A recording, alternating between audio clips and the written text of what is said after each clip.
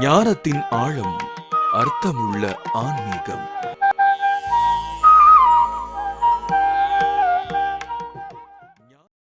அருட்பெரும் ஜோதி,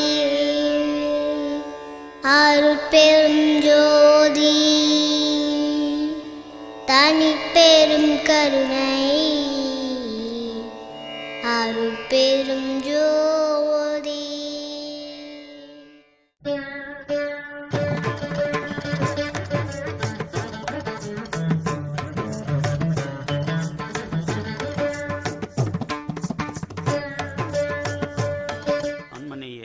சகோதர சகோதரிகளே, உங்கள் அனைவருடைய திருவடிகளையும் வள்ளல் பெருமானுடைய திருவடிகளாக கருதி வணங்கி போற்றி மகிழ்கின்றேன்.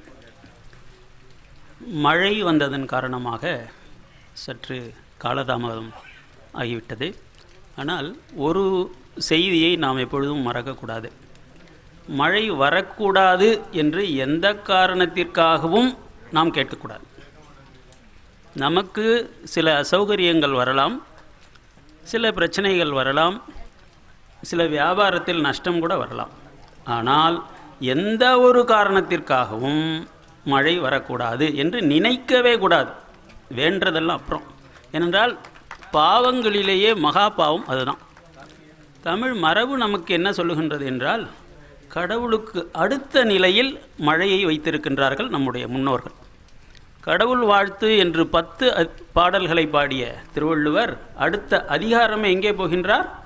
வான் சிறப்பு. வான் சிறப்புன்னா மழை மட்டும் இல்லை, சிற்றம்பலம் என்றும் பொருள். அங்கே வான் என்பது ஞானவானாகிய சிற்றம்பலத்தை குறிக்கும். ஏன் அவ்வாறு சொல்லுகின்றார்கள்? நல்ல கவனிங்க, இந்த இடம்தான் ரொம்ப முக்கியம்.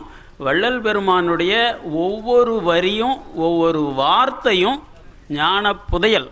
எடுக்க எடுக்க எடுக்க அதிலிருந்து அர்த்தம் வந்துக்கிட்டே இருக்கும். அதனால தான் உங்களை நான் பாராயணம் பண்ண சொல்லுகின்றேன். இந்த மழை என்கின்ற வார்த்தைக்கு என்ன பொருள்? எதற்காக நம்முடைய முன்னோர்கள் தமிழ் சித்தர்கள் இந்த வார்த்தையை அமைத்திருக்கின்றார்கள் என்று நீங்கள் தெரிந்து கொள்ள வேண்டும். நான் ஏற்கனவே சொல்லியிருக்கின்றேன், பழந்தமிழிலே ஒவ்வொரு சொல்லும் காரண பெயர் தான். மழை என்கின்ற சொல்லுக்கு நீங்கள் அர்த்தம் தெரிஞ்சுக்கணுன்னா அகராதியை தேடி ஓட வேண்டாம். இம் கூட்டல் அழை என்று பிரியும். அப்போ எதை அழைத்து வருகின்றது இந்த மழை? மகரமை என்கின்ற அமுதத்தை அழைத்து வருகின்றது. 8 அறியாதிருந்தேனுக்கு அனைத்தையும் அறிவித்து பட்டிமண்டபம் ஏற்றினை என்று வள்ளல் பெருமான் சொல்வார். அந்த 8 என்ன? 8 என்பது அகரம், 2 என்பது உகரம். சரி, இந்த 2 இணைத்தா என்ன ஆகும்? 8 2 கூட்டினா என்ன ஆகும்? 10 ஆகும். அதற்கு 10ல் 10 என்பதற்கு இரகசியமாக எந்த எழுத்தை குறிப்பிடுவார்கள்? எகரமை என்று குறிப்பிடுவார்கள். இன்னொரு வகையான எழுத்து அதற்கு மகரமை. அகரத்தையும் உகரத்தையும் கூட்டினால் மகரமை. இப்பொழுது ஆண் அகரம், பெண் உகரம், இரண்டையும் திருமணத்திலே நாம் கூட்டுவிக்கின்றோம் இருவரையும். அப்பொழுது புதிதாக ஒரு உயிர் உற்பத்தியாகின்றது. மகரமை ஜனனம். எல்லா பொருள்களிலும் அகரமும் உகரமும் சேர்ந்தே இருக்கின்றன. அவற்றை பிரித்து சுத்திகரித்து கூட்டினால் புதிய படைப்பு, புதிய அமுதம் உண்டாகும். ஆக இந்த பூமிக்கு அமுதத்தை அழைத்து வருவது எது? மழை.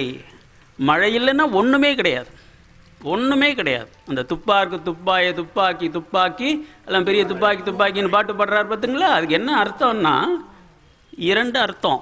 துப்பு என்பது மழை, அறிவு, தீ எல்லாத்தையும் குறிக்கும்.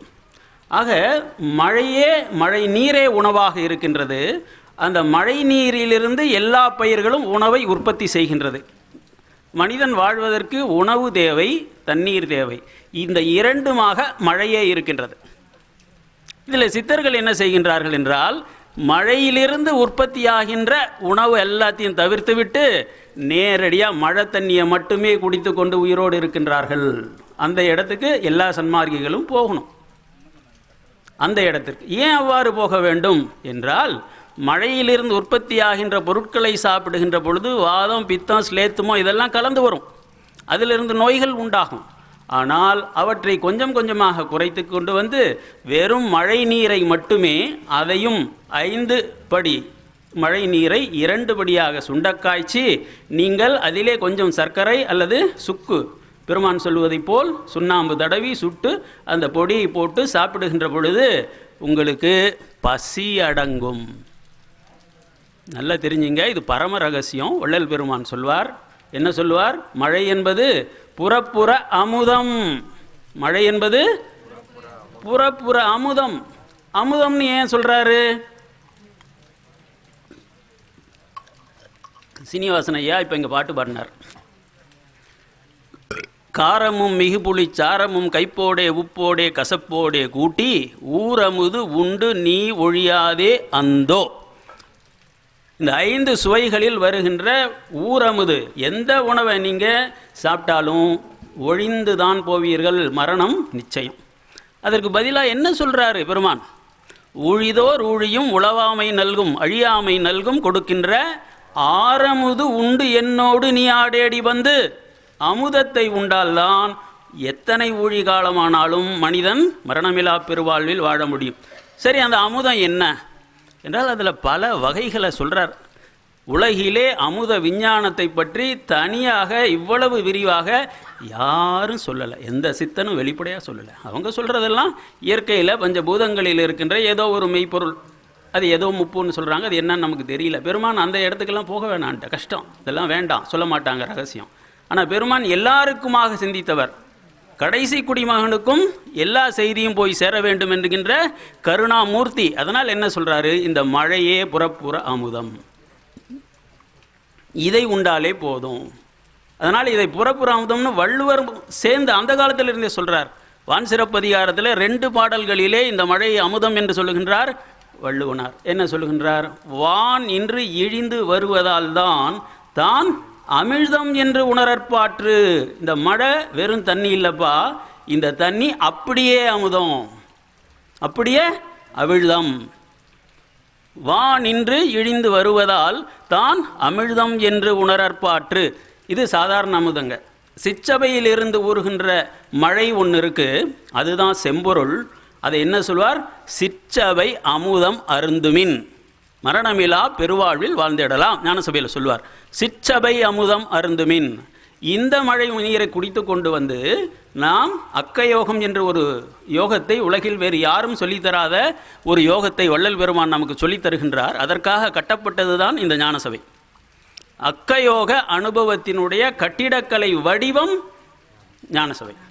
அவ்வாறு யார் அதை செய்து கொண்டு வருகின்றார்களோ அவர்களுக்கு சிற்றபை என்கின்ற ஆத்மாவில் இருந்து அமுதம் சுரக்கும். செம்புல பெயல் நீர் என்று சொல்வார்கள். செம்பொருள் காண்பது அறிவு என்று வள்ளுவன் சொல்லுவான். அது சிவப்பாக இருக்கும். இது இந்த துளி மாதிரி சிவப்பு கலரில் அண்ணாக்கில் ஒரு சொட்டு சொட்டும். செம்பொருள் காண்பது அறிவு. எப்பொருள் எத்தன்மை தாயினும் யார் யார் வாய் கேட்பினும் அப்பொருள் மெய்ப்பொருள் காண்பது அறிவுன்னு சொன்னா இல்லைங்களா? அவனை இன்னொரு இடத்துல சொல்லுவான் செம்பொருள் காண்பது அறிவு. அதுதான் சிவம்னு சொல்கிறதே. அதுதான் அதை சிவநீர் என்று சொல்வார்கள். எந்த யோகிக்கு அவருடைய அண்ணாக்கின் வழியாக சிற்றவையிலிருந்து சிவநீர், சிவந்த நீர் ஊறுகின்றதோ அவர் மரணமில்லா பெருவாழ்வில் வாழ்ந்துடுவார். இவ்வளோ ரகசியம் அதில் இருக்குங்க. அதனால தான் இளங்கோவடிகள் சிலப்பதிகாரத்தை பாடுகின்ற பொழுது எப்படி கடவுள் வாழ்த்து ஆரம்பிக்கிறார்? ஞாயிறு போற்றுதும் ஞாயிறு போற்றுதும் சூரியனுக்கு வணக்கம். சரி, திங்களை போற்றுதும் திங்களை போற்றுதும் சந்திரனுக்கு வணக்கம். அடுத்தது என்ன சொல்கிறாருங்க? மாமழை போற்றுதும் மாமழை போற்றுதும். நல்லா கவனிங்க, மானா பெருசு. இது சூரியனுக்கோ சந்திரனுக்கோ சொல்லலை. மழைக்கு என்ன சொல்கிறார்? மாமழை போற்றுதும். ஏன்னா மகரமெய்யை அழைத்து வருவதனால் அது மாமழை. அது குறிப்பாக எதை உணர்த்துகின்றார்? இந்த மழையை மட்டுமல்ல, சிற்றபையில் இருந்து ஊறுகின்ற அமுதத்தை, சிற்றபை அமுதத்தை. புரியுதுங்களா? அப்போது முதல்ல சூரியன் வழிபாடு, அடுத்தது சந்திரன் வழிபாடு. இந்த இரண்டும் அகரமும் உகரமும் சேர்ந்தா என்ன ஆகுங்க? மகரமாகும். புரியுதுங்களா? அப்போது சூரியன் என்பது வலதுகண், வலது நாசியிலிருந்து வருகின்ற சுவாசம். சந்திரன் என்பது இடதுகண், இடது நாசியில் இருந்து வருகின்ற சுவாசம். இந்த அகரத்தையும் உகரத்தையும் எங்கே சேர்த்தணும்? எங்கே சேருது? 2 கண்ணும் சேர்ந்து பொட்டு வைக்கிறோம் இல்லைங்களா? அந்த இடத்த பார்க்கணும். அப்போ என்ன ஆகும்? அந்த இடத்துல இந்த 2 சுவாசமும் இந்த இடத்துல போய் புருவ மத்தியில் சேருகின்றது. அதுக்காக தான் சிவனுக்கு நெற்றிக்கண்ணை போடுவாங்க. அப்போ 3 கண் ஆகிடுதுங்களா? அதுக்கு தாங்க நம்ம பொட்டு வைக்கிறோம். அங்கே இருக்கின்ற நெற்றிக்கண்ணை திறந்து கொள்ள வேண்டும். வள்ளல் பெருமான் உரைநடையில் நமக்கு சொல்வார், எவ்வித தந்திரத்திலாவது நெற்றிக்கண்ணை திறந்து கொள்க, அப்பொழுது எல்லாம் வெட்ட வெளிச்சமாக உனக்கு தெரியும் அப்படின்னு சொல்லுவார். அப்போ 3 கண்கள் நமக்கு உண்டு. 2 இப்பொழுது வெளிப்பட்டு இருக்கின்றது, 3வது திறக்கப்பட வேண்டும். சரி, அந்த 3வது கண்ணை எவ்வாறு திறந்து கொள்வது? இதுதான் ரகசியம். நெற்றிக்கண்ணை திறந்துக்கிட்டால் எல்லாம் தெரியும். எப்படி? இப்போது ஒரு கண்ணை உங்களுடைய இடது கண்ணை மறைத்து கொண்டு வலது கண்ணால் மட்டும் பாருங்கள்.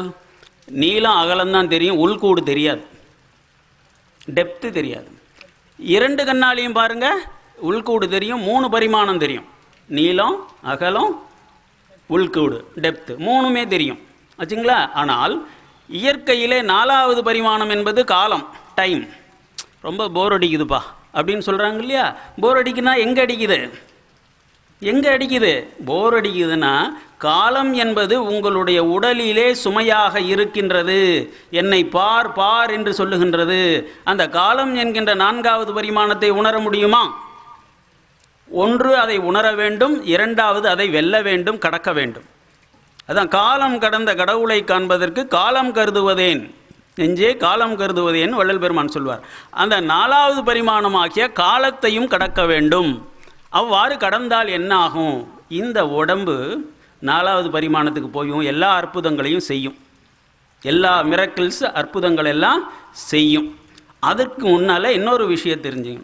என்ன அப்படின்னு சொல்லினா, இப்போ 3 பரிமாணம் தெரியுது இல்லைங்களா? 2 கண்ணில் பார்க்கின்ற பொழுது எத்தனை பரிமாணங்கள் உண்டு? கணக்கில் கும்பகோணம் ராமானுஜன் கண்டுபிடித்தது 11 பரிமாணங்கள். ஐன்ஸ்டீன் கண்டுபிடித்தது 4 பரிமாணம் காலத்தோடு சேர்த்து. ஆனால் எண்ணிலடங்காத பரிமாணங்கள் உண்டு என்று இன்றைக்கு விஞ்ஞானிகள் சொல்லுகின்றார்கள். மல்டிவெர்சஸ்ன்னு சொல்கிறான். இந்த இடத்துல நாம் ஒரு உலகம்தான் இருக்குது, ஒரு பூமி தான் இருக்குதுன்னு நினச்சிக்கிட்டு இருக்கிறோம். இதுக்குள்ள அணுவுக்குள்ளாக பல கோடி வெளிகள் இருக்கின்றன, ஸ்பேசஸ் உண்டு. அதில் எத்தனையோ ஜீவராசிகள் உண்டு, எத்தனையோ உலகங்கள் எல்லாம் உண்டு என்று இன்றைய விஞ்ஞானிகள் சொல்லிக் கொண்டு இருக்கின்றார்கள். ஆனால் 150 ஆண்டு காலத்திற்கு முன்பே வள்ளல் பெருமான் நமக்கு என்ன சொல்லிட்டார்?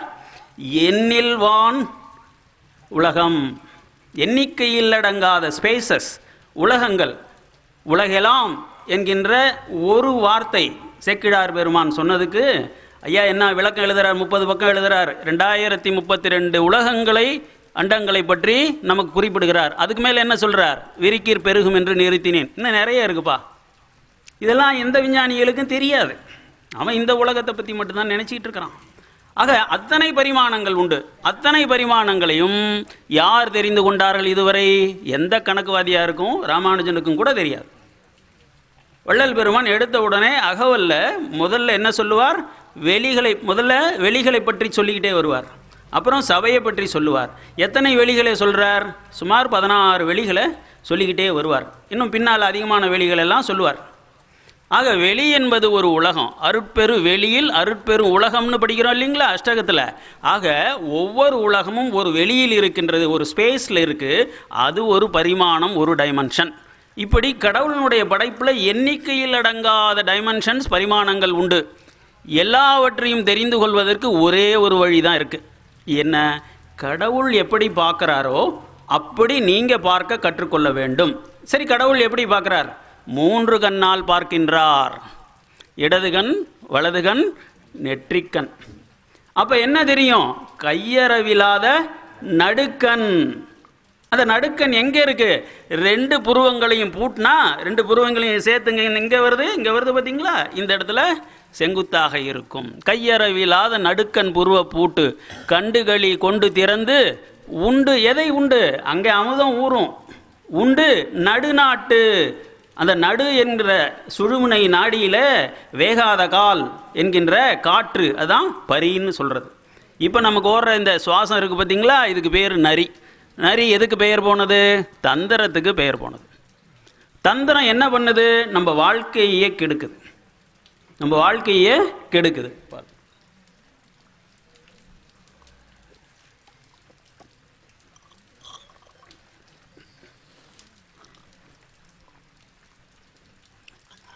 பாருங்க, ஹோமியோபதி மருத்துவம் எல்லாருக்கும் தெரியும்.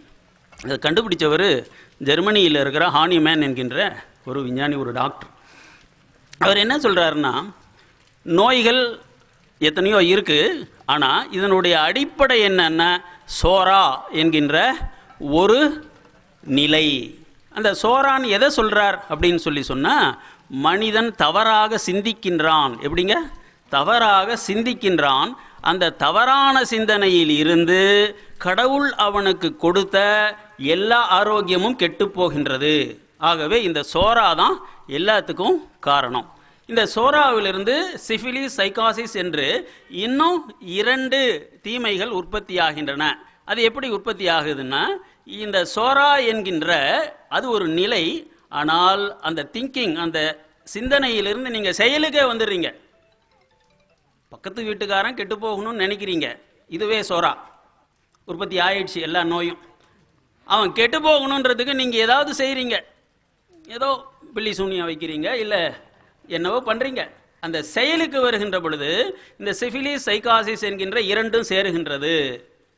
அப்போ சிந்தனையில் இருந்து ஒரு பாவம் தோன்றுகின்றது, அது செயலுக்கு வருகின்ற பொழுது இன்னும் 2 பாவங்கள் தோன்றுகின்றன. அதிலிருந்து எல்லா நோய்களும் தோன்றுகின்றன. ஆக தனித்தனியாக ஒரு வியாதிக்கு, தலைவலிக்க அதுக்கு மட்டும் மருந்து கொடுத்து பயன் இல்லை. நீ எங்கே போகணும்? அந்த சோராவை நீக்கணும். சரி, அந்த சோராவை எப்படி நீக்கிறது என்றால், அவர் ஒரு நைட்ரிக் அமிலம் மாதிரி ஒரு 10 மருந்துகளை தேர்ந்தெடுத்து கொடுத்துருக்கிறார். சரி, மருந்தால் சிந்தனையில் இருக்கின்ற தீமையை நீக்க முடியுமா? யாராலையாவது இன்னைக்கு முடிஞ்சிருக்குதா? முடியாது. ஆக பாதி வழி வந்தார் ஹானிமேன், மீதி வழி அவருக்கு தெரியல. பெரிய மருத்துவ மேதை, அவரை உலகம் பெரிய விஞ்ஞானின்னு இன்றைக்கு கொண்டாடுகின்றது. ஆனால் மீதி வழியையும் காட்டியவர் யாரு? வள்ளல் பெருமான். எப்படி காட்டுறார்? நல்லா கவனிச்சு பாருங்க. அந்த சோரா என்கின்ற தப்பான தீமையான சிந்தனையை களைவதற்கு ஒரே வழி தயவு, ஜீவகாருண்யம்தான், இல்லையா? அப்போ ஜீவகாருண்யம்தான் மகா விஞ்ஞானமாக, மேல்நிலை விஞ்ஞானமாக இருக்கின்றது. இதுதான் உண்மை. இன்னைக்கு ஒரு அன்பர் கேட்டார், ஐயா வள்ளலார் ஒரு விஞ்ஞானின்னு சொல்றீங்களே, அப்போ இந்த கோயில் வழிபாடு, இந்த ஜீவகாருண்யம், அன்னதானம் இதெல்லாம் தேவையில்லை இல்லையா என்று அழகா கேட்டார். உண்மைதான். ஆனால் இந்த கோயில் வழிபாடு, இந்த அன்னதானம், ஞானசபை வழிபாடு மேல்நிலை விஞ்ஞானத்தினுடைய சமன்பாடுகளை கொண்டது. இன்றைய விஞ்ஞானத்துக்கு அது தெரியாது. அன்னதானம் எப்படி விஞ்ஞானம் ஆகுது? நல்லா கவனிச்சு பாருங்க. பிருகதாரண்யக உபனிஷத்துன்னு ஒரு பெரிய உபனிஷதம் இருக்கு, வேதத்தினுடைய ஞானகாண்டத்தில் முக்கியமான பகுதி. அதில் ரிஷி என்ன சொல்றாருன்னா, இந்த உலகம் எப்படி இருக்கு தெரியுங்களா? ஒரு காடு மாதிரி இருக்கு. இந்த காட்டில் என்ன நடக்குதுன்னா, புலி, சிங்கம், கரடி எல்லாம் மான்களை வேட்டையாடுவதை போல் ஒவ்வொரு மிருகமும் இன்னொரு மிருகத்தினுடைய உடலை அடித்து கொன்று தின்னுகின்றது. புல்ல ஆடு சாப்பிடுது, ஆட்டை புலி சாப்பிடுது, புளிய மனுஷன் சாப்பிட்றான், மனுஷனை ஏமன் சாப்பிட்றான். ஆக இந்த உலகம் எப்படி இருக்குன்னா, மரணம் என்கின்ற ஒரு கொடுமையான செயல், அதனுடைய வாய் தான் பசி. நல்லா கவனிங்க, 2 காரணம். மரணம் எப்படி செயல்படுகின்றது? பசி தான் அதனுடைய வாய். மரணத்தினுடைய வாய் எது? பசி. பசியை ஜெயிச்சாதான் மரணத்தை ஜெயிக்க முடியும். அந்த பசிக்காக தான் ஒரு உயிர் இன்னொரு உயிரினுடைய உடலை அடித்து தின்னுகின்றது. நல்லா கவனிங்க. இந்த இடத்துல வள்ளல் பெருமான் என்ன சொல்றார்? இது உலக இயற்கை சட்டம், பரிணாமம், டார்வின் சொல்றது எல்லாம் உண்மை. ஆனால் மனித நிலையில் வருகின்ற பொழுது இந்த இயற்கையின் சட்டத்தை, சுழற்சியை மாற்றி அமைக்க வேண்டும். நீ இன்னொரு உயிரினுடைய உடலை அடித்து தின்னாதே. புலால் சாப்பிட்றியா? ஞான சபைக்குள்ளார உன்னால வர முடியாது. அங்க என்ன எழுதி வச்சிருக்காரு? புலை கொலை தவிர்த்தவர்கள் மட்டுமே உள்ளே வர வேண்டும். ஏன் எழுதி வச்சிருக்கிறார்? புலால் நீ சாப்பிட்டன்னா ஞான சபைக்கே வர முடியாது. இயற்கையினுடைய சுழற்சியில் இருந்து நீ தப்பித்துக் கொள்ளவே முடியாது. அதனால தான் கடுமையாக சொல்றார். என்ன சொல்றார்? ஒரு பெரிய ஞானிங்க ஒரு வினாடியில் ஆம்பளை பொம்பளையா மாற்றுவார், பொம்பளை ஆம்பளையா மாற்றுவார். அவ்வளோ பெரிய சித்தர். ஆனால் புலால் சாப்பிடுவார். அவர் ஞானம் இன்னும் வரல. ஏன் அப்படி சொல்றாரு? அந்த இயற்கையினுடைய சட்டத்திலிருந்து இவர் விடுபடவில்லை, மாறுபடவில்லை. அப்ப அங்கே மாற்றணும். இந்த பசியை அடக்கிறதுக்கு அதுதான் வழி. பசியை எப்படி அடக்க முடியும்? ஒன்று, இந்த மழை நீரை குடிக்கணும். 2வது, முடிவான நிலை சிற்றவையில் விழுகின்ற செம்பொருளாகிய அமுதத்தை குடிக்கணும். 3வதாக ஜீவகாருண்யம் செய்ய வேண்டும். பிற உயிர்களிடமிருந்து நீ திருடி திங்காத, நீ அதுக்கு சோறு போடு, நீ அதனுடைய பசியை குறைத்து கொண்டே இரு. இது ஒரு கூட்டு சமுதாயம் முழுவதும் செய்ய வேண்டும் என்பதற்காக வள்ளல் பெருமான் என்ன சொல்வார்? அன்னதானமே சிறந்தது. அது என்ன சொல்றாரு? இது தானத்தில் மட்டும் இல்லை, எல்லாவற்றிலையும் சிறந்தது. எதை கொடுக்கும்? மோட்சத்தை மட்டும் இல்லை, கடவுள் பதவியையே உனக்கு கொடுக்கும். ஏன் அதை சொல்றாரு? நல்லா கவனிங்க. பசி பசி பசி என்கின்ற பெயரால் கொலை நடந்து கொண்டே இருக்கின்றது இந்த இயற்கையில். அந்த பசியினுடைய அளவை குறைச்சிட்டீங்க. இப்போது ஒருத்தருக்கு சக்கரை வியாதி இருக்குங்க. சக்கரை வியாதி வந்தால் என்ன பண்ணுது? கடுமையாக பசிக்கும். பசிக்குதேன்னு சாப்பிட்டீங்கன்னா சக்கரை அதிகமாகும். சக்கரை அதிகமானால் இன்னும் பசிக்கும். நல்லா கவனிங்க, கொடுமையான நோய். பசி அதிகமாச்சுன்னு சாப்பிட்டீங்கன்னா சர்க்கரை இன்னும் அதிகமாகும். சர்க்கரை அதிகமாச்சுன்னா இன்னும் அது பசியை தூண்டும், இன்னும் உணவை கேட்கும். என்ன மலத்தை கேட்கும்.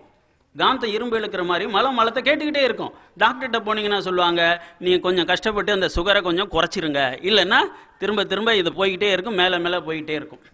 இன்றைக்கு சர்க்கரை நோய் என்ன ஆகுது? ஒரு கொள்ளை நோய், எபிடமிக் போல உலகம் பூரா அப்படியே கோடிக்கணக்கான மக்கள், இந்தியாவில் இருக்கின்ற 120 கோடி மக்கள்ல 10 கோடி பேருக்கு சர்க்கரை நோய் இருக்கின்றது. இது எப்படி வந்தது? ஏன் இது பெருகிக் கொண்டே போகின்றது?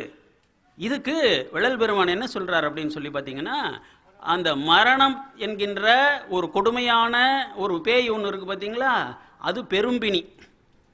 அந்த மரண பெரும்பினிம்பர். அந்த பெரும்பினி முதல்ல எங்கே வருது? பசிப்பினி வழியாக வருகின்றது. புரியுதுங்களா? பசிப்பினி வழியாகத்தான் அந்த கொடுமை வருது. இது முதல்லயே சொன்னேன். அதாவது ஊரமுது உண்டு நீ ஒழியாதை அந்தோன்னு சொல்லிட்டு. இப்போ என்ன ஆகுதுன்னு சொல்லி பார்த்தீங்கன்னா, இந்த சர்க்கரை நோய் ஏன் அதிகமாக பரவுது அப்படின்னு சொல்லி பார்த்தீங்கன்னா, இதுக்கு ஒரே வழி ஜீவகாருண்யம் தான். உங்களுக்கு சர்க்கரை நோய் வந்து விட்டதா, நீங்கள் எவ்வளவு அதிகமாக அன்னதானம் பண்ணுறீங்களோ, எத்தனை ஏழைகளுடைய பசிப்பினியை நீங்கள் தீய அணைக்கிறீங்களோ, அந்த அளவுக்கு உங்களுடைய பசி தீ அணையும். இப்போ புரியுதுங்களா?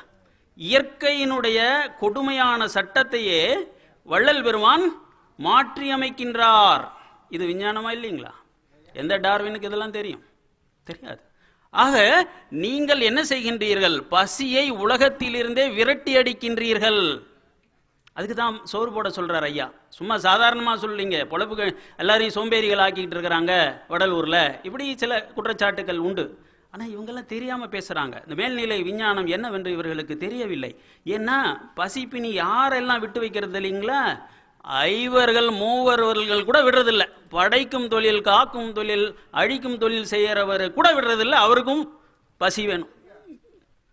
பிச்சாண்டியாக ஈஸ்வரனை பிச்சை எடுத்தாரெல்லாம் புராணம் எழுதி வச்சிருக்கிறாங்க. ஆக அந்த பசி இருக்கு பார்த்தீங்களா, அது யாரையுமே தேவாதி தேவர்களை கூட விடுவதில்லை. ஏற்கனவே நான் சொல்லியிருக்கின்றேன், 3 பொருள்கள் வெளியிலிருந்து வந்தால் ஒழிய ஒரு உயிர் உடலிலே தங்க முடியாது. என்ன 3 பொருள்? 3 கடவுள் கொடுக்கணும். 1 உணவு, 2வது காற்று, 3வது அறிவு. இது விளக்கமாக சொல்லியிருக்கிறேன், மீண்டும் இங்கே விளக்க தேவையில்லை. அதில் முதல் உணவு வேணும். பலி. அதனால தான் எல்லா சாமியும் பலி கேட்குது. ஆடு மாடு கேட்குறத மட்டும் விட்டு பலின்னு சொல்லாதீங்க. அது பொங்கல் கேட்டாலும் பலி தான். அதுக்கு அவங்க பலின்னு தான் சொல்லுவாங்க. உணவு தானே. நீ உணவை கொடுத்தால் தான் அந்த தெய்வமே இருக்கும். மனுஷன் மாதிரி அதுக்கும் உணவு வெளியிலிருந்து தேவை. புரியுதுங்களா? இது எதுவுமே தேவையில்லாத ஒரு கடவுள் தன்னையே எல்லா உயிர்களுக்கும் எப்பொழுதும் உணவாக கொடுத்து கொண்டே இருந்தாலும் இறையளவும் அணுவில் கோடியில் ஒரு பங்களவும் குறையாத ஆற்றலை கொண்ட வள்ளல் யார்? அருட்பெருஞ்சோதி ஆண்டவர் ஒருத்தர் தான். அந்த கோயிலில் போய் பாருங்க. நீங்க ஏதாவது படைக்கணும்னு கேட்குறாரா? ஞான சபையில் தேங்காய் பழம் கொண்டா, வெத்தலை பாக்கு கொண்டா, பூ கொண்டா, காய் கொண்டா, கனி கொண்டா, ஏதாவது கேட்குறாரா? கொடுக்க மட்டுமே தெரிந்த வள்ளல் அருட்பெருஞ்சோதி. ஏன்னா அவர் தான் 1400 கோடி ஆண்டுகளாக இந்த பிரபஞ்சத்தை உற்பத்தி செய்து நடத்தி கொண்டு அதிலே இருக்கின்ற கோடானு கோடி உயிர்களுக்கு 3 வேளை 4 வேளை 6 வேளை எத்தனை வேளை சாப்பிட்றோம் கொடுத்துக்கிட்டு இருக்காரா இல்லையா? உணவு இல்லையா? 120 கோடி பேர் இன்றைக்கு இந்தியாவில் மட்டும், உலகத்தில் 800 கோடி பேர், அவ்வளோ பேருக்கு உணவு கொடுக்குறாரு. இது மாதிரி எத்தனை உலகங்கள் இருக்கு யாருக்கு தெரியும்? எல்லா ஜீவராசியும், மனுஷன் ஒரு ஜீவராசி, 84 லட்சம் ஜீவராசி, அவ்வளோ பேருக்கு உணவு கொடுத்து கொண்டு இருக்கின்றார். புரியுதுங்களா? அப்போ இவ்வளவையுமே இவ்வளவு பெரிய, இது ஒரு பெரிய வட்டம்.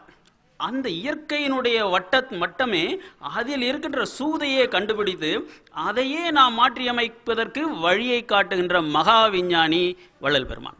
சரி, இப்போ இந்த 3 கண்ணால எப்படி பார்க்கறது?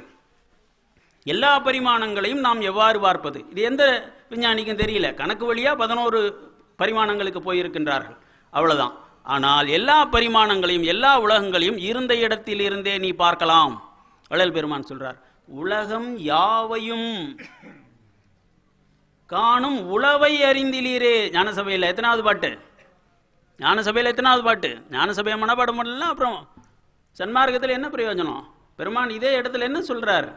சித்தியாகிறதுக்கு முன்னால, திருக்கதவத்தை அடைக்கிறதுக்கு முன்னால இந்த விளக்கை எடுத்து வெளியில வச்சு இந்த நினைந்து நினைந்து என்று தொடங்கும் ஞானசரியை பாடல்களை நீங்கள் படித்து கொண்டிருங்கள். ஏன்? ஞானசபையில தான் மரண விழா, பெருவாழ்வு, அன்னதானம் எல்லாத்தையும் முடிச்சிடறார். அந்த 28 பாட்டில் எல்லாத்தையும் முடிச்சிடறார். அதில் என்ன சொல்றார்? உலகம் யாவையும் கண்டிடும் ஓர் உளவை அறிந்திலீரே. ரகசியத்தை தெரிஞ்சுக்கோங்க. உலகம் யாவையும் எல்லா பரிமாணங்களையும் காணலாம்ங்கிறார். எப்படிங்கய்யா? அவர் பார்த்தாரு. அவர் சொல்றாரு, எல்லா அண்டங்கள்ல என்ன நடக்குதுன்னு சொல்லி தெரிந்து கொள்ள வேண்டும் என்று நான் ஆசைப்பட்டதை அறிந்து கொண்டு ஆண்டவன் என்ன செய்கின்றார்? எனக்கு அருட்கண்ணை திறப்பித்து அண்டகோடி அனைத்தையும் காட்டினான், அதில் இருக்கின்ற பிண்டகோடியையும் காட்டினான்கிறார். அப்ப எல்லா பரிமாணங்களையும் வள்ளல் பெருமான் பார்க்கிறார். எப்படி பார்க்கிறார்? அதுக்கு தான் அந்த ஞானசபை கோயில். நீங்க ஞானசபை கோயிலை போய் பாருங்க, அது எந்த வடிவத்தில் இருக்கு. சிதம்பரம் கோயிலை பார்த்தீங்கன்னா கீழே சிற்சபை இருக்கும், மேலே பொற்சபை, இந்த தங்க ஓடு பதித்திருப்பாங்க. அதில் 21,600 தங்க ஆணி அடிச்சிருப்பாங்க. அது பொற்சபை மேலே இருக்கும், கீழே சிற்சபை இருக்கும், இல்லைங்களா? ஆனால் நம்ம ஞானசபையில் வள்ளல் பெருமான் என்ன செய்திருக்கார்? ஒரு பக்கத்தில் சிற்சபை, மற்றொரு பக்கத்தில் பொற்சபை, நடுவில் ஞானசபை. ஆனால் உரைநடையை படிச்சிங்கன்னா சொல்லுவார், என்ன சொல்றாரு? சிற்சபை என்பதும் பொற்சபை என்பதும் ஞானசபை என்பதும் ஆன்மாதான். அப்போ அந்த ஆன்மாவையே 3 விதமாக நமக்கு இங்கே காட்டுகின்றார். ஏன் காட்டுகின்றார்? இந்த 3 புள்ளி வச்சா என்ன அர்த்தங்க? பொட்டு வச்சிடுறாங்க தாய்மார்கள். பொட்டு வச்சா நெற்றிக்கண்ணு, இந்த 2 கண்ணு, இந்த 3 புள்ளி வச்சா தமிழ்ல ஒரு எழுத்து இருக்கு, அது என்னதுங்க? அக்கு. அதுதான் பரம ரகசியம். உரைநடை பகுதியில் பாருங்க, அக்க யோகம்ன்ற வார்த்தையே வரும். இந்த உலகத்தில் எனக்கு தெரிஞ்சு எந்த சித்தனும் வெளிப்படையாக இப்படி சொல்லலை, எந்த ஞானியும் வெளிப்படையாக நமக்கு சொல்லலை. ஏனென்றால் ஒருவன் கடவுள் நிலை அறிந்து அம்மயமாக வேண்டுமென்றால், முத்தர் நிலை, சித்தர் நிலை, தேவநிலை, மூவர் நிலை எல்லாம் கடந்து கடவுள் நிலைக்கு போக வேண்டும் என்றால் கடவுளை போல் பார்க்க கற்றுக்கொள்ள வேண்டும். ஞானசபையில் கடவுள் மாதிரி கடவுள் பார்த்துக்கிட்டு இருக்கார். ஞானசபை என்பது கடவுளினுடைய தலை மட்டும். இப்போ நமக்கு இருப்பது சாகும் தலை. இந்த சாகும் தலை கடவுளினுடைய சாகா தலையாக மாற வேண்டும். அதுதான் ஞானசபை. ஞானசபையில் எப்படி பார்க்கிறார் கடவுள்? சிற்றவை, பொற்சபை, ஞானசபை என்று 3 கண்களால் பார்க்கின்றார். நம்ம 2 கண்ணால பார்க்கிறோம். நீங்க எவ்வளவு படிச்சாலும் எவ்வளவு தியானம் பண்ணாலும் 3 கண்ணால் பார்க்காத வரை கடவுளை போல் உங்களால் பார்க்க முடியாது. எல்லா அண்டங்களையும் எல்லா பரிமாணங்களையும் உங்களால் பார்க்க முடியாது. புரியுதுங்களா? இப்போ சிதம்பரம் கோயிலுக்கும் இதுக்கு என்ன வித்தியாசம் தெரியுதுங்களா? சிற்றவை பொற்சபையே மாற்றி அமைச்சு அக்கண்ணா மாதிரி காட்டுறார். இந்த அக்க யோகத்தை பற்றி ஸ்ரீதர நாயக்கர்ன்ற ஒருத்தர்கிட்ட ஐயா விவாதத்துக்கு போகிறார், அழைச்சிட்டு போகிறாங்க. அந்த இடத்துல எனக்கு தெரிஞ்ச 50 ஆண்டு காலமாக நான் ஃபிலாசபி படிக்கிறேன். மேற்கு ஃபிலாசபி, கிழக்கில் இருக்கிற ஃபிலாசபி எல்லாம் படிச்சுட்டேன். எந்த தத்துவ ஞானியோ எந்த யோகியோ எந்த ஞானியோ எனக்கு தெரிஞ்சு இப்படி ஒரு விஷயம் இருக்கிறதா சொல்லவே இல்லை. அந்த ஸ்ரீதர நாயக்கர் யாருன்னா ஒரு பிரம்ம சமாஜி. கல்கத்தாவில் ரவீந்திரநாத் தாகூர்னுடைய அப்பா, அப்புறம் ராஜாராம் மோகன் ராய் இவங்கெல்லாம் சேர்ந்து அந்த பிரம்ம சமாஜத்தை கண்டுபிடிக்கிறாங்க. பிரம்மம் ஒரே கடவுள் தான், 1008 உருவங்களை நம்ம வழிபடக்கூடாது. ஒரு கிறிஸ்டியானிட்டி மாதிரி, இஸ்லாம் மாதிரி தமிழ் நம்ம இந்து மதத்தை ஓமம் மட்டும் வச்சுக்கிட்டு மீதி எல்லா சாமியும் விட்டுறணும் என்று ஒரு இயக்கத்தை ஆரம்பிக்கின்றார்கள். அதனுடைய பிரதிநிதி ஸ்ரீதர நாயக்கர். அந்த ஸ்ரீதர நாயக்கரை அழைச்சிக்கிட்டு வந்து வள்ளல் பெருமானோடு பேச சொல்கிறார். அப்போ வள்ளல் பெருமான் ஒரு செய்தியை சொல்கிறார். என்னன்னா, இப்போ அழகு அப்படின்ற ஒரு கருத்தை கண்ணால் பார்க்க முடியுமா? அழகான ஒரு ஆண்மகனை காட்ட முடியும், அழகான ஒரு பெண்ணை காட்ட முடியும், அழகான ஒரு மானை காட்ட முடியும், அழகான ஒரு காட்சியை காட்ட முடியும். அழகையே காட்ட முடியுமா? ஏன்னா அது மனசால உணரத்தான் முடியும். அப்ஸ்ட்ராக்ட் நவுன் என்றே காலம் காலமாக கருதப்பட்டு வந்தது. ஆனால் வள்ளல் பெருமான் ஒரு படி மேலே போய் இதுவரைக்கும் யாருக்கும் தெரியாத ஒரு ரகசியத்தை சொல்கிறார். என்ன சொல்கிறாருன்னா, அழகு, உண்மை, ஆனந்தம் போன்ற கருத்துக்களையும் இதே கண்ணால் இந்திரியத்தால் பார்க்க முடியும். இதை படிச்சுட்டு 2 நாள் எனக்கு தூக்கம் இல்லை. இப்படி ஒரு உண்மையா உலகத்தில் இருக்குமா? என்ன வள்ளல் பெருமான் சொல்றாரு. இதுக்கு மேல் எந்த சாக்ரட்டிஸும் பேசல, எந்த பிளேட்டோவும் பேசல, எந்த அரிஸ்டாட்டிலும் பேசல, எந்த இமானுவேல் காண்ட்டும் பேசல மேற்கு நாடுகளில். இங்கே எந்த ரிஷியும் பேசல, எந்த முனிவனும் பேசல, எந்த சித்தனும் பேசல. என்ன இவர் பேசுறார்? குறிப்பா சொல்லியிருக்காங்க. மாணிக்கவாசக சாமி சொல்வார், கண்ணால் யானும் கண்டேன் காண்க. ஈஸ்வரனை பார்க்கிறார். இந்த கண்ணாலேயே நான் பார்த்தேன்பா, நீங்களும் பார்க்கலாம்பா என்று மாணிக்கவாசக சாமி குறிப்பால் சொல்லுகின்றார். அதுக்கு விளக்கத்தை திருவாசகத்தில் என்னால் பார்க்க முடியல. ஆனால் ஐயா என்ன சொல்றார்? அக்கயோகம், 3 கண்களால் நீ பார்க்க கற்றுக்கொள். இதுக்கு இன்னைக்கு பயிற்சியை கொடுக்கலான்னு பார்த்தேன். மழை வந்து அதுக்கு விருப்பம் இல்லையா என்னவோ தெரியல. முதல் பயிற்சி என்னன்னாங்கய்யா, இந்த 2 கண்ணால பொட்டு வைக்கிறோம் பார்த்தீங்களா, இந்த 3வது நெற்றிக்கண்ணை நீங்கள் பாருங்கள். கண்ணை திறந்துக்கிட்டு பார்க்கறது வாசியோகிகள் செய்வது. உங்களுக்கு கண்ணு வலிச்சா கண்ணை மூடிக்கிட்டு பாருங்க. இல்லை சரி, இந்த 3 படிகளை மட்டும் நான் சொல்லிடுறேன். பிறகு ஒரு முறை நாம் பயிற்சிக்கு போகலாம். முதல் நிலை என்னன்னா, இந்த 2 கண்களால் பொட்டு வைக்கிற இடத்த பார்க்கறது. கண்ணை திறந்துக்கிட்டு பார்க்கலாம். கண்ணு வலிக்கும் கொஞ்ச நேரத்தில், அதனால கண்ணை மூடிக்கிட்டு கூட நீங்கள் பார்க்கலாம். இது முதல் படி. அதாவது 3 கண்களை ஒன்றாக்குங்கள். 3 கண்களை ஒன்றாக்குங்கள். அப்போ என்ன ஆகுது? அந்த இடத்துல ஒரு முக்கோணம். அந்த முக்கோணத்துக்கு பேர் தான் முக்கோடி. பழைய தமிழில் முக்கோடின்னா ட்ரையாங்கிள்னு அர்த்தம். 2 கண்களை 3வது கண்ணை நோக்கி நீங்கள் திருப்பினால் பார்வையால் ஒரு முக்கோணம் போடுகின்றீர்கள். அதான் மாடம். மாடம்னா கோயில். ஐயா மாடத்தின் மீது ஏறினேன் என்பார். இது பூரா யோகா அனுபவம். நம்ம வீட்டில் வீடு கட்டுறதுக்கு முன்னால் இப்போலாம் வாஸ்து பார்க்குறாங்க. அதுக்கு முன்னால் என்ன செஞ்சாங்க? எனக்கு தெரிஞ்சு எங்கள் வீடு கட்டும்போது எங்கள் தாத்தா முதல்ல ஒரு செவுரை கட்டி, அந்த செவுரில் ஒரு முக்கோணமாக ஒரு பள்ளம் செஞ்சு அதை மாடமாக்கி அங்கே ஒரு விளக்கு வச்சுட்டார். அப்புறம் வீடு கட்ட ஆரம்பித்தார். ஏன்னா அந்த மாடம் போட்டாலே கோயில் உற்பத்தி ஆகிடுச்சு. அதில் விளக்கு வச்சிங்கன்னா கடவுள் வந்து உட்காந்துக்கிட்டார். இனி எந்த தீய சக்தியும் உள்ளே வராது. இதுதான் நம்மளுடைய பழைய மரபு. இன்றைக்கி எல்லாத்தையும் மாடங்கிடலாம் விட்டாச்சு. வாஸ்துக்காரனை கூட்டு வந்து லட்சக்கணக்கில் செலவு பண்ணி இருக்கிறதெல்லாம் தொலைச்சிக்கிட்டு இருக்கிறோம் இல்லைங்களா? ஆக முக்கோணம் என்பதே ஒரு இடத்துல, இப்போ தாய்மார்கள் கோலம் போடுவாங்க. இன்னும் விதவிதமாக டிசைனாக கலராக போடுறாங்க. அதுக்கு இவங்க மாதிரி இந்த டிவிக்காரங்கெல்லாம் பரிசெல்லாம் கொடுக்குறாங்க தாய்மார்களை ஊக்கப்படுத்துறது. எப்படியோ அந்த கோலம் போடுற பழக்கம் இருக்கட்டும், நல்லது. ஆனால் என்ன கோலம் போடணும் தெரியுங்களா? எங்கள் பாட்டி வந்து எங்கள் அம்மா கிட்டே சத்தம் போடுவாள், என்னடி என்னென்னவோ போட்டுட்ருக்குற, ஒரு முக்கோணத்தை போட்டு மத்தியில் ஒரு புள்ளி வை, அதில் ஒரு கொஞ்சம் இந்த சாணியை வச்சு கொஞ்சம் ஒரு பூவை வை, கடவுள் வந்து உக்காந்தாச்சு, கண்டதெல்லாம் போட்டான்னா கண்டதெல்லாம் உள்ளார வரும், தீய சக்திகள் எல்லாம் உள்ளார வரும். ஒரு முக்கோணத்தை போட்டு ஒரு புள்ளியை வச்சுட்டேன்னா அதில் ஒரு விளக்கு சில நேரம் வைப்பாங்க. வச்சுட்டா கோயில் உற்பத்தி ஆச்சு. எந்த தீய சக்தியும் அதை தாண்டி உன் வீட்டுக்குள்ளார வர முடியாது. குழந்தைங்களுக்கு பாதுகாப்பு பண்ணுறதா உன்ன டிசைன் போட்டுட்ருக்கிற என்று ஏசினார்கள். அப்போ முக்கோணம் என்பது என்ன? கோயிலினுடைய வடிவம். இதை எப்படி வள்ளல் பெருமான் சொல்கிறார்? அதான் நீங்கள் அருட்பாவை மனப்பாடம் பண்ணுங்க, ஒவ்வொரு சொல்ல ஆராய்ச்சி பண்ணுங்கன்னு சொல்கிறது. ஐயா என்ன சொல்கிறார்? வருவார் அழைத்து வாடி வடலூர் வடதிசைக்கு வந்தால் பெறலாம் நல்ல வரமே. இவ்வளோ பேர் வரம் வாங்கிறதுக்காக வந்திருக்கீங்க, சத்தியம், இது உண்மை, உங்களை பாராட்டுறேன். ஆனால் என்ன சொல்வார்? இங்கு அம்பலம் ஒன்று. எங்கே? சிதம்பரத்தில் அம்பலம்னா கோயில். இங்கு அம்பலம் ஒன்று. அங்கே வடலூரில் எத்தனை இருக்கு? 8 அம்பலம் உண்டு. இங்கு அம்பலம் ஒன்று, அங்கு 8 அம்பலம். 8 அம்பலம்னு என்ன சொல்கிறாரு? அங்கே வடலூர் ஞான சபையில் மேலே என்ன பண்ணியிருக்காங்க? 8 முக்கோணம் இருக்கும் பாருங்க. இங்கே போனீங்கன்னா தெரியும், 8 முக்கோணம் இருக்கும். 8 அம்பலம். அம்பலம்னா என்ன? முக்கோணம்னு அர்த்தம். நம்மாழ்வார் வந்து என்ன செய்வார்? மகா அந்த ஏகாதசிக்கு அன்னைக்கு வைகுண்ட ஏகாதசின்னு மாற்றிட்டாங்க பின்னால். இப்போது பழைய நூல்களை எடுத்து படித்து பார்த்தீங்கன்னா மகா வைகுண்ட ஏகாதசி, வைகுண்ட ஏகாதசின்ற வார்த்தையே வடமொழியில் இருந்து வந்தது. அதுக்கு முன்னால் இங்கே என்ன பேர் தெரியுங்களா? அதுக்கு பழைய வைணவ நூல்களை எடுத்து பாருங்க. முக்கோடி திருவிழா. முக்கோடி திருவிழான்னு ஏன் பேர் வச்சாங்க? அந்த முக்கோடி இருக்கு பார்த்தீங்களா, புருவ மத்திக்கு உள்ளே. இதுதான் மோட்சம், இதுதான் சொர்க்கம், இதுதான் வைகுண்டம், இதுதான் கைலாயம், இதுதான் காசி. ஒரு மனிதன் முக்தி நிலை அடைய வேண்டும் என்றால் உணர்வை எங்கே வைத்திருக்க வேண்டும்? அந்த முக்கோணத்தில். இதை வள்ளல் பெருமான் நமக்கு எப்படி சொல்லுவார்?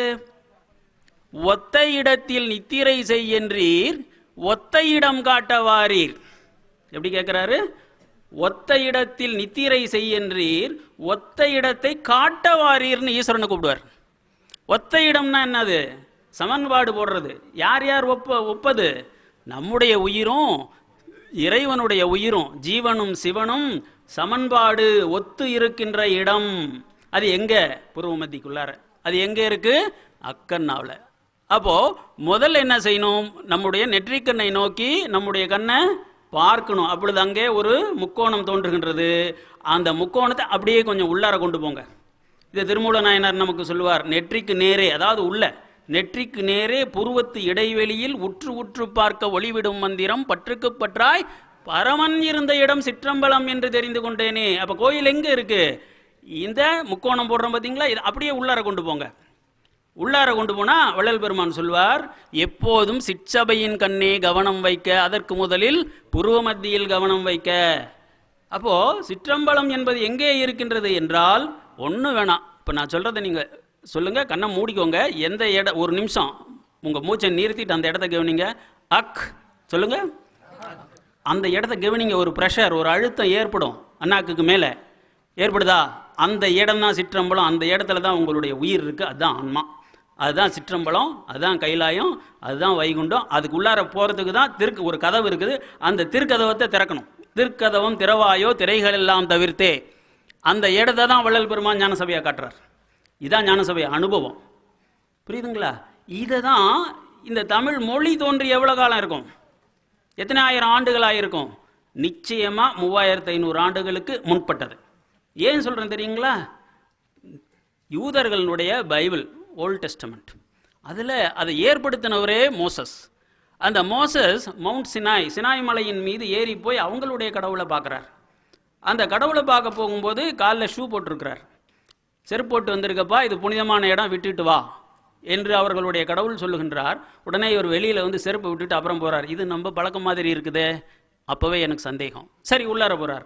உள்ளார போய் கீழே என்னுடைய மக்கள் காத்து கொண்டு இருக்கின்றார்கள், நீ மலை மீது சென்று பார்த்த கடவுளின் பெயர் என்ன என்று கேட்டால் நான் என்ன சொல்லுவது அப்படின்னு கேட்குறார்.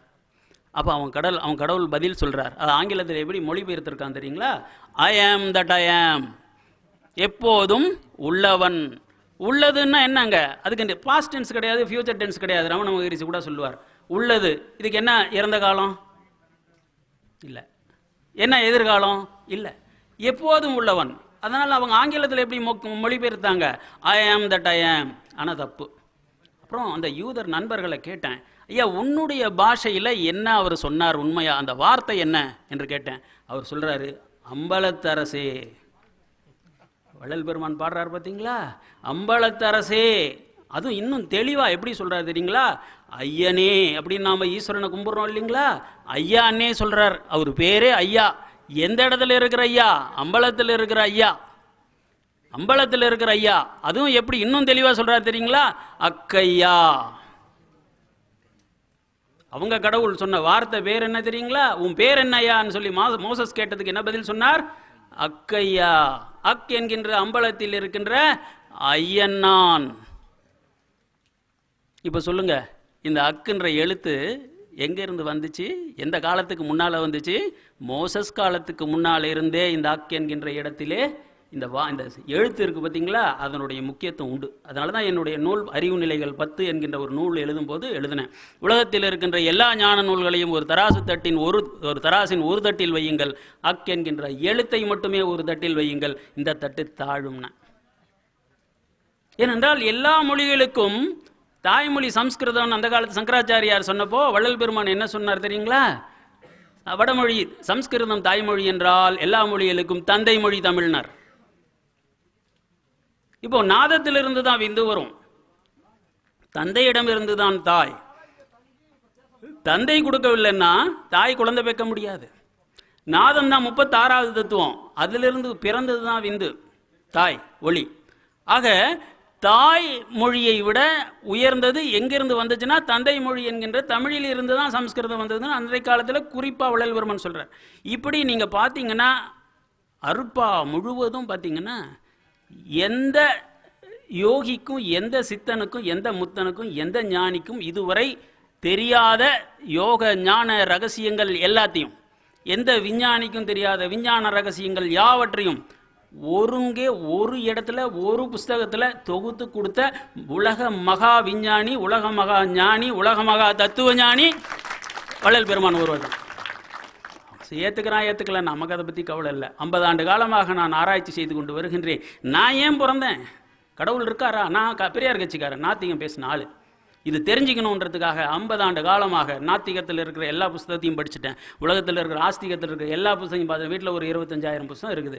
எல்லா புத்தகையும் தூக்கி குப்பையில் போடு. ஒரே ஒரு புஸ்தகம் வெறும் 250 ரூபாய்க்கு இன்னைக்கு காலையில் கொடுத்துருக்குறாங்க. அந்த புண்ணியவான்கள் வாழ்க. ஏன்னா அந்த ஒரு புஸ்தகத்தில் இருக்கிற ரகசியங்கள் வெளிப்படைய எந்த புஸ்தகத்திலையும் இல்லை. இதன் கண் எல்லா பொருள்களும் உள்ளன என்று திருக்குறளை பற்றி பெருமையாக சொல்லுவாங்க. உண்மைதான். ஆனால் திருக்குறளை புரிஞ்சுக்கிறதுக்கே உனக்கு அருட்பா வேணும். ஏன்னா அது 1.25 அடி சூத்திரம் போல் சொல்லப்பட்டது. அதுக்கு விளக்கம் இல்லை. அதனுடைய விளக்கமெல்லாம் எனக்கு சொல்லிக் கொடுத்தது வள்ளல் பெருமான் தான், அருட்பாவை படித்த பிறகுதான். நீங்கள் தயவு செய்து தாய்மார்களே, பெரியோர்களே, ஆண்மனைய சகோதர சகோதரர்களே, உங்களுடைய திருப்பாதங்களை தொட்டு நான் வேண்டி வணங்கி கேட்டுக்கொள்கின்றேன். ஒரே ஒரு சின்ன முதலீடு பண்ணுங்க. வெறும் 250 ரூபா. 6 திருமுறை, அதோடு சேர்த்து உரைநடை, எல்லாத்தையும் சேர்த்து 1600 பக்கத்தை நல்ல இந்த தாள், பைபிள் தாள்னு சொல்லுவாங்க, மெல்லிஸ் பேப்பரில் போட்டு கையடக்கமாக அவங்க எடுத்துகிட்டு போகிற மாதிரி இன்னைக்கு காலையில் இங்கே வெளியிட்டிருக்காங்க. அந்த நூலை பார்த்தேன். அப்படி ஒரு நூலை கொண்டு வரணும்னு எனக்கு ஆசை இருந்தது. ஆனால் அதற்குண்டான ஆள்பலமோ பணபலமோ எனக்கு இல்லை. அவர்கள் செய்திருக்காங்க. யார் செய்தாலும் வாழ்க. அவர்களுடைய தலைமுறையும் பாருங்க, இதுதான் நீங்கள் வாங்கிக்கணும். கண்டிப்பாக இது உங்கள் வீட்டில் இருக்கணும். எங்கே இந்த நூல் இருக்கின்றதோ அங்கே வள்ளல் பெருமான் இருப்பார். எந்த தீய சக்திகளும் அண்டாது. நீங்கள் வீடு கட்டுறீங்கன்னா கிரகப்பிரவேசம் பண்ணுறதுக்கு முன்னால் என்னவோ பண்ணுங்க, உங்களுடைய விருப்பம். முதல்ல இந்த புத்தகத்தை கொண்டு போய் வச்சுருங்க. வெறும் 250 ரூபாய்க்கு கொடுக்குறாங்க. இன்றைக்கி வேறு எந்த பதிப்பகத்தார் போட்டிருந்தாலும் 1000 ரூபாய்க்கு மேலே ஆகும். அசலே 1000 ரூபா ஆகும்.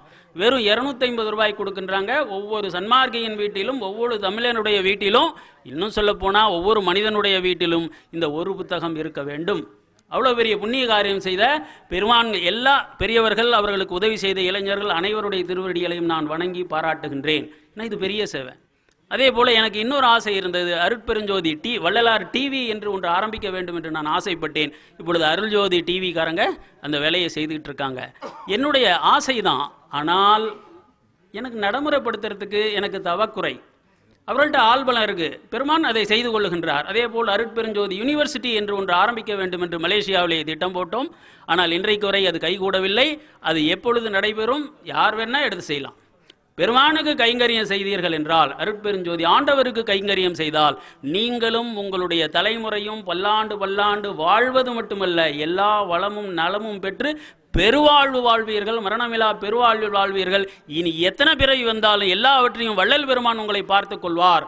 உங்களை கடைசியில் கரை சேர்த்தி கடவுள் நிலை ஆக்குகின்ற வரை உங்களை கைவிட மாட்டார் என்று கூறி இத்துடன் விடைபெறுகின்றேன். அருட்பெருஞ்சோதி, அருட்பெருஞ்சோதி, தனிப்பெருங்கருணை, அருட்பெருஞ்சோதி. எல்லா உயிர்களும் இன்புற்று வாழ்க. வள்ளல் மலரடி வாழ்க வாழ்க.